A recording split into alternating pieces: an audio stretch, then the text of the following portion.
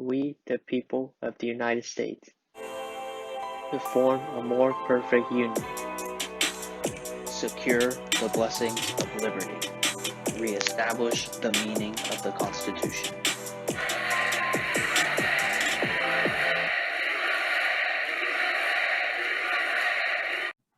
Hello friends and welcome to We the People Show. This is your host Tiger, and no, I didn't have my camera on for this bonus content, so no visual appearance for me this time. So anyway, yes, I know in the last bonus content where the co-host and I discussed the Georgia runoff mainly, that we also mentioned that, I personally I said myself that I won't talk about the election anymore, the presidential race, that is. Well, yes, that is true. And yes, it does seem that I broke my promise here. I changed my mind. Why? Well, because the legal team, Rudy Giuliani, Rudy, Jenna Ellis, and Sidney Powell, these lawyers have found something for us. And not just them, not just these three people, but also other development in the legal process in the following states: Wisconsin, Michigan, Pennsylvania, Georgia, Arizona, and Nevada. So, first of all, Nevada. There is speculations that, President Trump actually won Nevada, but I highly doubt that. I mean, yes, there might be suspicious voter activity over there, and the due process, the rule of law, basically justice will root it out, will sniff it out, and it will be exposed. And I trust in the legal battles, the legal fight in this to expose voter fraud in Nevada. However, even on legal ballots, I still believe that because of Washoe County, the state is still going to be called for Biden. That's our projection. Now, if y'all ask us, what about the rest of the states? Well, first of all, Arizona, neighboring Arizona. There is suspicious ballots, well, not Arizona, I think that, no. We take that back. I take that back. It's actually Wisconsin, in which the fake ballots were recently discovered, according to the Epoch Times. And not just that, but also widespread, folks, incidents of granny farming, a voter fraud tactic, and that is disgusting. And I am quite confident that throwing out these fraudulent ballots, Wisconsin is going to flip, it's going to tilt. Now, as going back to Arizona, y'all, Arizona, what happened there? Recently, the state legislature held a hearing, or they are going to hold hearings, anyway, to appoint Trump electors. Now, what do they mean by that? They're not literally talking about Trump electors, like electors who were part of the Electoral College who support Trump. I mean, yes, it might sound like that, but what they really mean is appoint electors that believe in the system, believe in the Electoral College, and they won't vote heavily based on their personal decisions. So basically no conflicts of interest. That's what they mean by Trump electors. The headlines from major news organizations, even from Epoch Times, the independent news source, is bound to be misleading. I'm not saying that, it's pushing a narrative. No, it's misleading in terms of the way the receiver, the audience of the news media have interpret it. So don't interpret that way. What they mean is They vote based on this, what they're pledged to do. So basically, given that there's tons of evidence pointed out of voter fraud, I'm confident Arizona's going to tilt as well. Now, that remains, the 3 states remains now, Michigan, Pennsylvania, and Georgia. First of all, as for Georgia, I believe right now, obviously, y'all know that there's a huge Senate race still going on. It's called a Senate runoff between Democrat Warnock and Ossoff versus Republican Loeffler and Perdue. And recently, the Vice President Pence, went to Georgia and held a rally to campaign for the 2 senators, which is Perdue and Loeffler.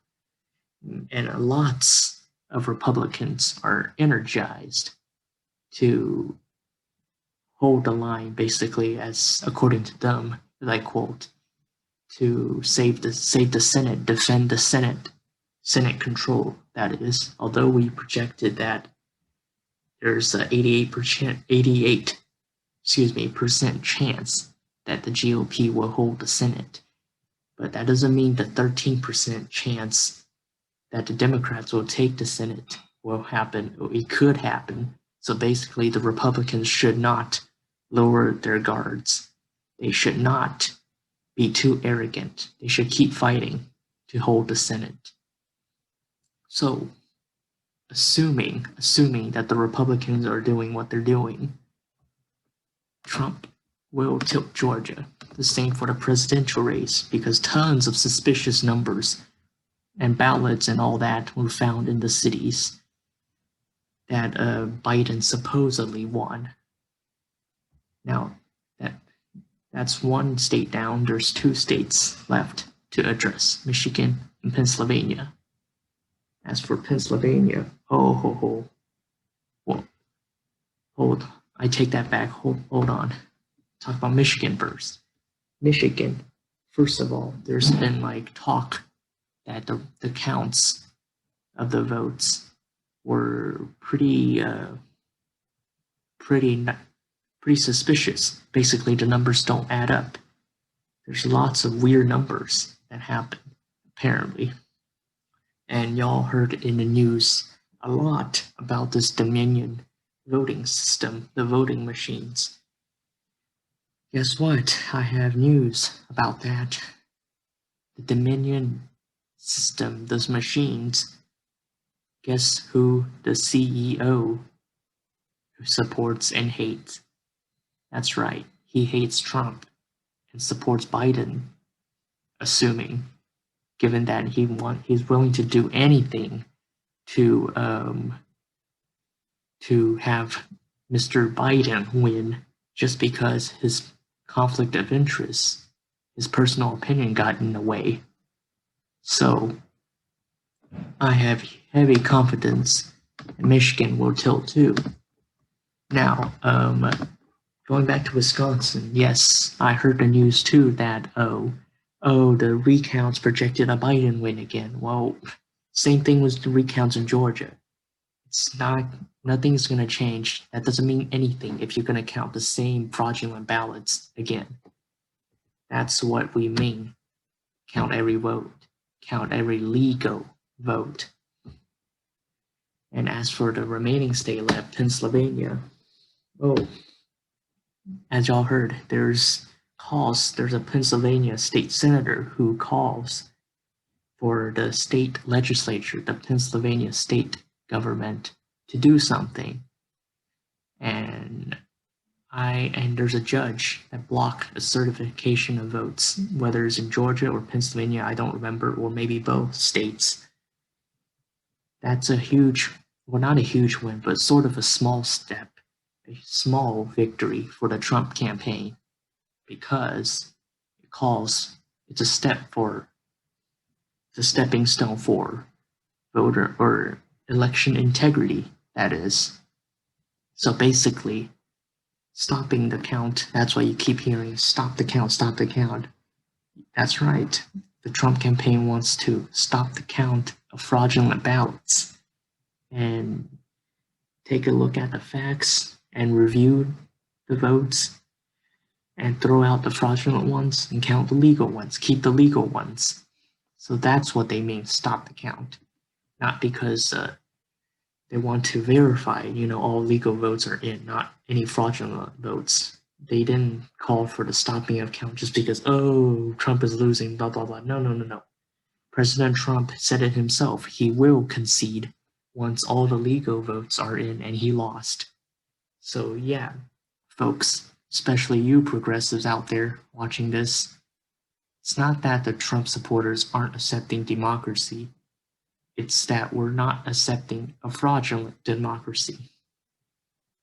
Now, my own co-host and a couple of our friends, basically, we're me and the co-host. We live in an apartment of 5 people, and basically 4 of them basically accepted the results of this election, and they believe that even with legal ballots, there's a Biden win. But I'm the only one that's still more enthusiastic, as Bradley said in the last bonus content than them, and fighting for election integrity, hoping for a Trump win. That doesn't mean I deny a Biden win. I am prepared to accept the fact that there might be a Biden win on legal ballots, that is. So, back to the topic. Pennsylvania, the state senator, the state legislature, the judge, all those actions. I believe Trump can tilt Pennsylvania. So there we have it, folks. It's a Trump win, not a Biden win. 305 to 233 electoral votes. Now, that is not guaranteed to be the exact number, but it is the projected number from us, we the people, show. So basically, Biden cheated. I agree. I personally agree with this hashtag on Twitter. And I said half of the show agree because Bradley probably wouldn't agree that Biden cheated. Well, I stand corrected. Let me take that back. He would half agree that Biden possibly cheated. But anyway, that for what Bradley exactly thinks, we're going to have to ask him. I'm going to have to ask him. So anyway, I take that back. I don't speak for him. Let the man speak himself. I will probably ask him and probably tweet it out. So be prepared for that, folks, on the show's account on Twitter at old1776glory. Let me repeat, at old1776glory. So there we go. So now this, based on the information from the legal team and Sidney Powell, this, folks, my fellow Americans, is the real map, not the fraudulent projection that Joe Biden is the president-elect. He technically isn't, because the votes have yet to be certified, to be verified. That is. Now, one more point I want to talk about before we sign off. There's a 12th Amendment. It's possible that the president could win via the 12th Amendment. Now, if y'all ask, what is the 12th Amendment? Here is the 12th Amendment. The electors shall meet, hold the such number be the majority of the whole electors. Basically, the majority of the electors shall meet to choose the president. Now, you've been thinking, aren't they going to choose Joe Biden? Not so fast, y'all. It's only when the votes are all certified, that the legal ballots are counted, in which the electors will for sure vote Joe Biden to officially elect him as president. But until the legal battles are resolved, we do not recognize, here at We the People Show, we do not recognize Joe Biden as the president-elect yet. And anyway, back to the point, President Trump could win on the 12th Amendment. And what that is, well, states certifying, let me follow up on this point. If y'all want to ask, well, wouldn't states certifying votes be the end of it? Well, not so fast. That doesn't mean crap. Doesn't mean damn. It differs by state, and it's going to be complicated in terms of the states having legal battles right now. The following ones that I unhighlight in gray. And even if a vote is certified, it's likely going to face legal issues that will overturn it. Because think about it, folks. This has happened before in the 2000 election. And now look at people, especially those folks on the left and liberals, they're acting like Bush and Gore election doesn't happen, never happened. Come on now. Gotta learn our history, my fellow Americans. And more than the 2000 election, this had happened way long before 2000, like a century ago. For example, this happened in the 1800 election, the 1824 election, and the 1876, 2000, and now it's happening again. Now, if you think about it, if you're going to ask us, isn't the 1800, that those other elections happened, the 12th Amendment was used because there was a tie in the Electoral College? Well, not necessarily a tie. It also can be enacted when shit like this happens, when our election system has been compromised. So the 12th Amendment can be enacted in that way too. Doesn't necessarily have to involve a tie in the Electoral College. Now, what's the term one state, one vote mean?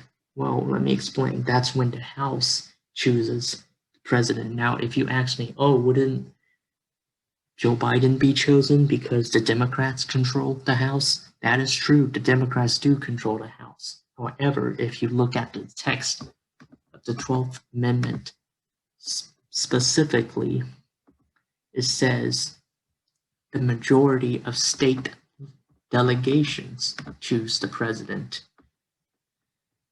So basically, it's up to the state legislature sending delegations to determine the president in this 12th Amendment situation. So basically, you have, right there, you basically have a small-ass state like Wyoming having such powerful voting authority in the 12th Amendment as California, a big state, for example.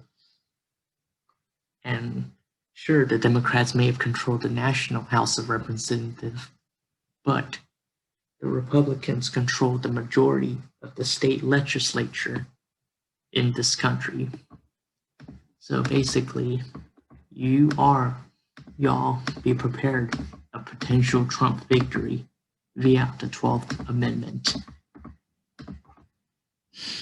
So, don't give up hope, folks. Regardless of whether it's going to be a Trump victory via the 12th Amendment or somehow a Biden victory on legal ballots, of course, regardless of who's president, stay calm. The world is not going to end. Now, Trump viewers, don't freak out with the Biden victory. And what's it called? Oh, I had a brain fart, my bad.